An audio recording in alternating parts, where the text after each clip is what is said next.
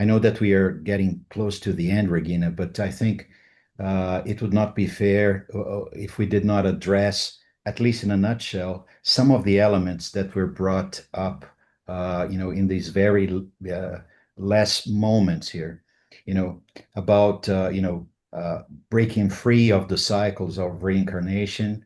What do you need to free yourself from? A friend here mentioned Siddhartha and even St. Francis, that they had to abandon some aspects of their lives. Don't we need to abandon anything? And the other uh, the other friend said, "What does it actually mean to liberate yourself?" So I'd just like to take some of the elements that you, Mary Rose, and you, Regina, you brought up in this last question and connect them to these other ones. Um, Mary Rose talked about a magnet. A magnet has a negative pole and a positive pole. We have lots of magnets in our subtle bodies, but let's just concentrate in one, in a big one, our heart. Okay? Our heart has a negative pole that pulls forces in, and a positive pole that offers forces out or emanates forces.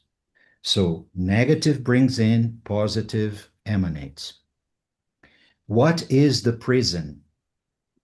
And what do we need to free ourselves from, to liberate ourselves from, or we need to abandon?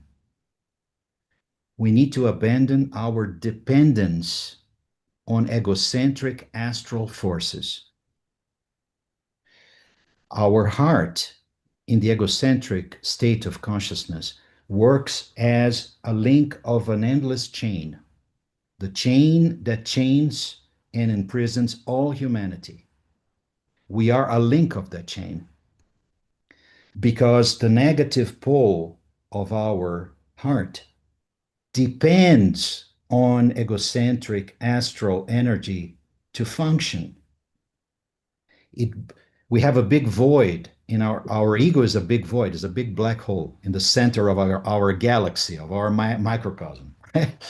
So it drags forces in desperately because it has no center, no identity, no substance. But the nature of the circulation of forces, projects an image of this ego through the positive pole. And that's why, and that's how we are connected, imprisoned, and how we imprison each other. That's the reality of the egocentric life.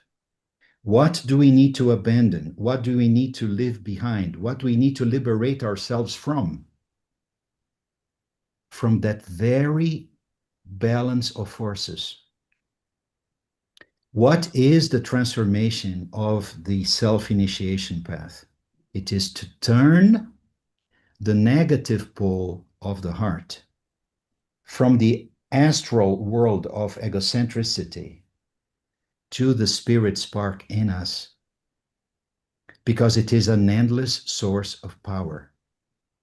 And in the moment that we do that, we receive freely and without dependence, without subordination, all the power, all the force that we need from the very heart of our microcosm. That is the divine center, the divine sun in us.